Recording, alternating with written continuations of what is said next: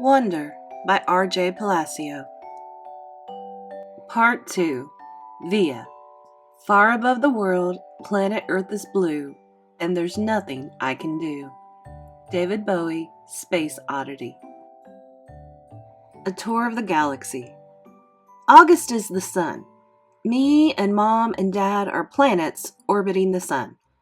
The rest of our family and friends are asteroids and comets floating around the planets orbiting the sun.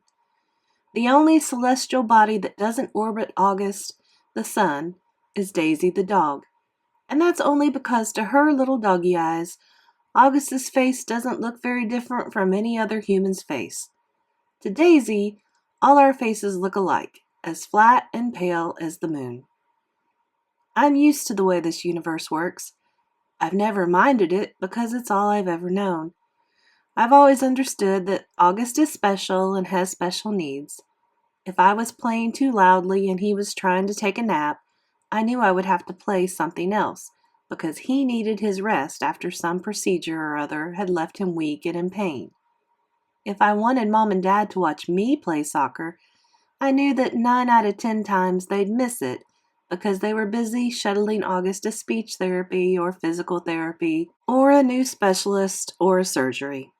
Mom and Dad would always say I was the most understanding little girl in the world. I don't know about that, just that I understood there was no point in complaining. I've seen August after his surgeries. His little face bandaged up and swollen, his tiny body full of IVs and tubes to keep him alive. After you've seen someone else going through that, it feels kind of crazy to complain over not getting the toy you had asked for, or your mom missing a school play. I knew this even when I was 6 years old. No one ever told it to me. I just knew it. So I've gotten used to not complaining, and I've gotten used to not bothering Mom and Dad with little stuff.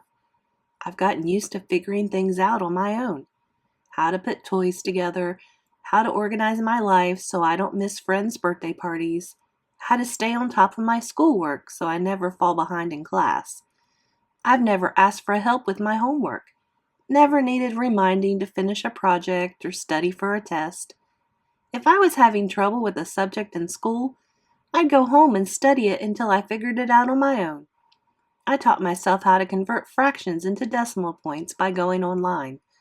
I've done every school project pretty much by myself.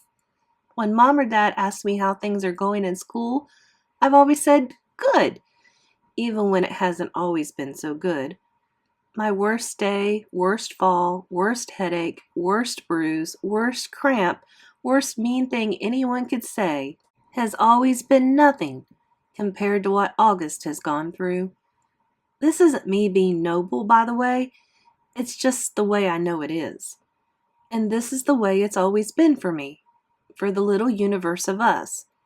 But this year there seems to be a shift in the cosmos. The galaxy is changing. Planets are falling out of alignment. Before August. I honestly don't remember my life before August came into it. I look at pictures of me as a baby, and I see Mom and Dad smiling so happily, holding me. I can't believe how much younger they looked back then. Dad was this hipster dude, and Mom was this cute Brazilian fashionista. There's one shot of me at my 3rd birthday. Dad's right behind me, while Mom's holding the cake with 3 lit candles. And in back of us are Tata and Papa, Grands, Uncle Ben, Aunt Kate, and Uncle Poe. Everyone's looking at me, and I'm looking at the cake.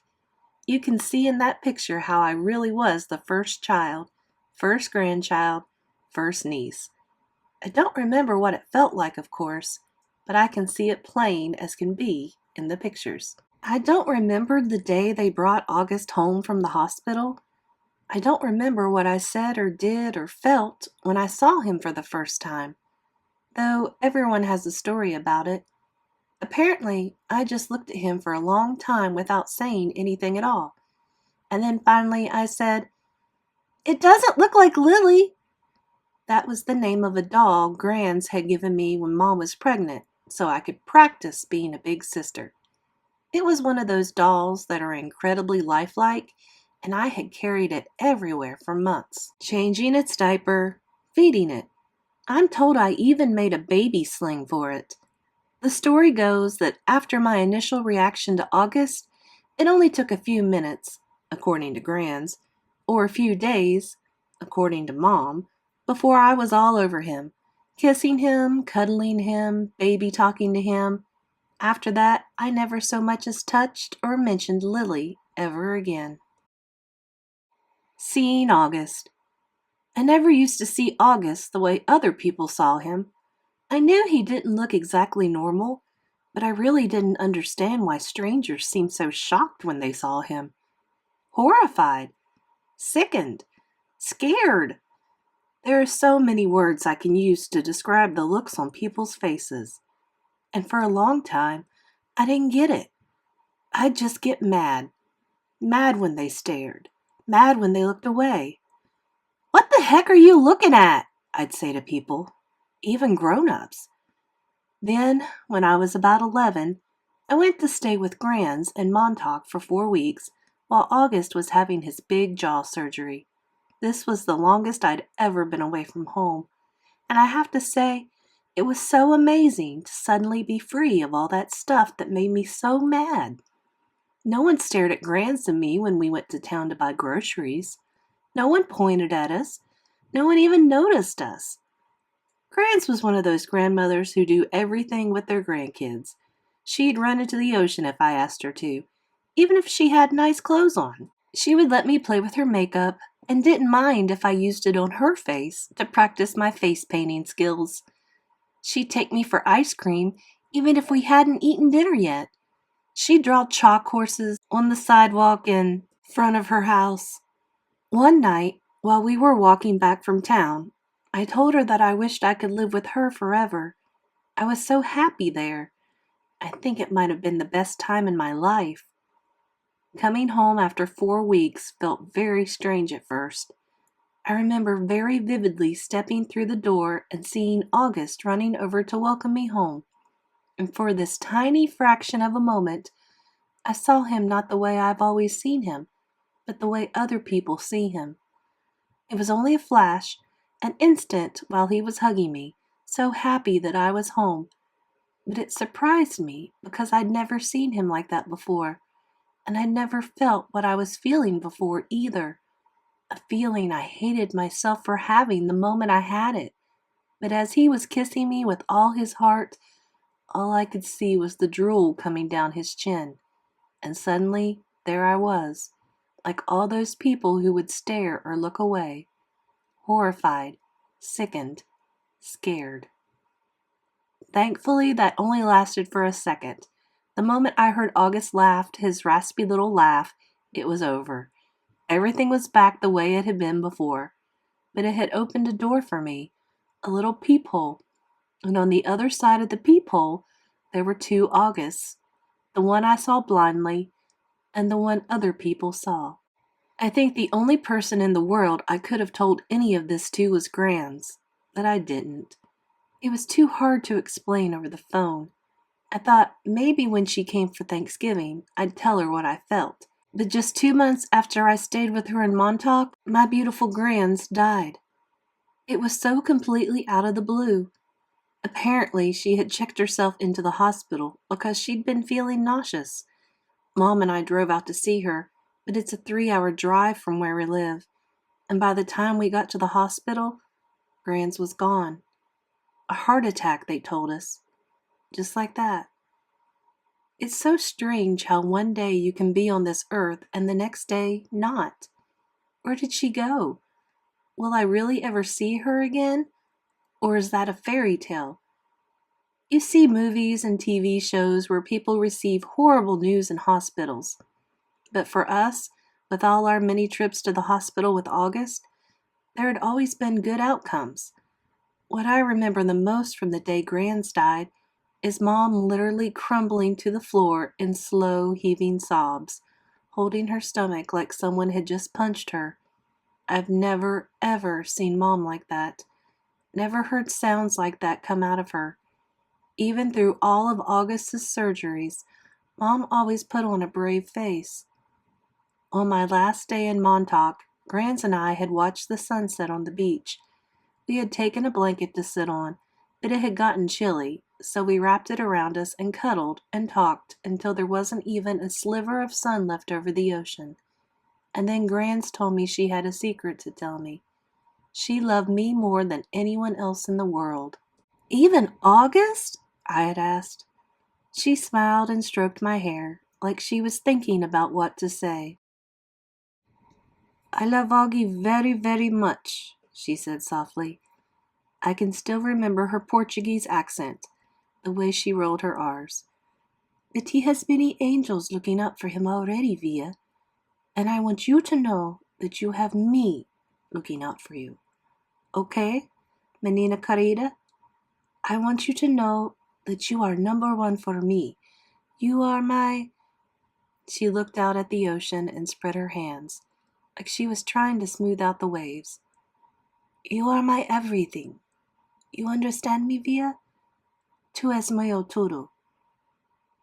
I understood her, and I knew why she said it was a secret. Grandmothers aren't supposed to have favorites. Everyone knows that. But after she died, I held on to that secret and let it cover me like a blanket. August through the peephole. His eyes are about an inch below where they should be on his face, almost to halfway down his cheeks. They slant downward at an extreme angle, almost like diagonal slits that someone cut into his face, and the left one is noticeably lower than the right one. They bulge outward because his eye cavities are too shallow to accommodate them. The top eyelids are always halfway closed, like he's on the verge of sleeping. The lower eyelids sag so much they almost look like a piece of invisible string is pulling them downward.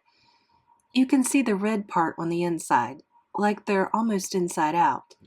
He doesn't have eyebrows or eyelashes. His nose is disproportionately big for his face and kind of fleshy. His head is pinched in on the sides where the ears should be, like someone used giant pliers and crushed the middle part of his face. He doesn't have cheekbones. There are deep creases running down both sides of his nose to his mouth, which gives him a waxy appearance. Sometimes people assume he's been burned in a fire. His features look like they've been melted, like the drippings on the side of a candle. Several surgeries to correct his palate have left a few scars around his mouth, the most noticeable one being a jagged gash running from the middle of his upper lip to his nose. His upper teeth are small and splay out. He has a severe overbite and an extremely undersized jawbone. He has a very small chin. When he was very little, before a piece of his hip bone was surgically implanted into his lower jaw, he really had no chin at all. His tongue would just hang out of his mouth with nothing underneath to block it. Thankfully, it's better now. He can eat at least. When he was younger, he had a feeding tube. And he can talk, and he's learned to keep his tongue inside his mouth, though that took him several years to master. He's also learned to control the drool that used to run down his neck. These are considered miracles.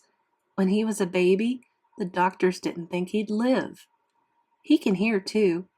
Most kids born with these types of birth defects have problems with their middle ears that prevent them from hearing. But so far August can hear well enough through his tiny cauliflower-shaped ears. The doctors think that eventually he'll need to wear hearing aids, though. August hates the thought of this. He thinks the hearing aids will get noticed too much.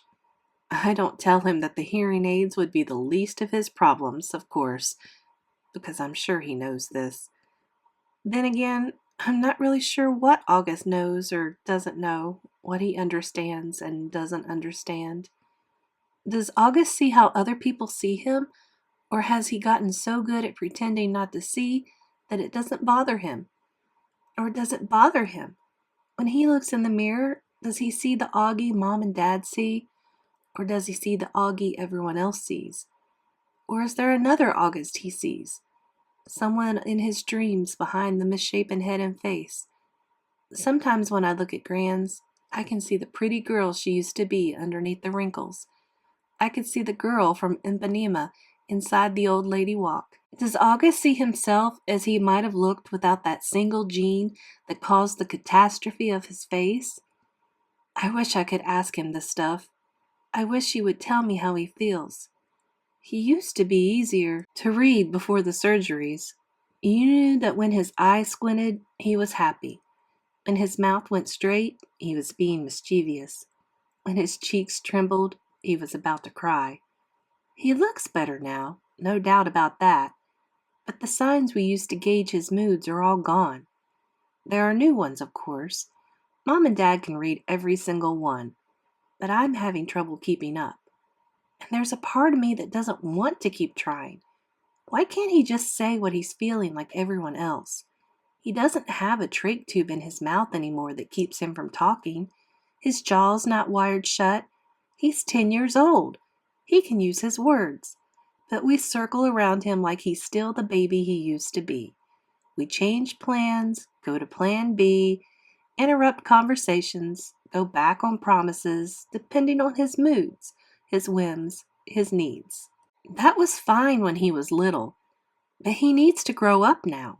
We need to let him, help him, make him grow up. Here's what I think.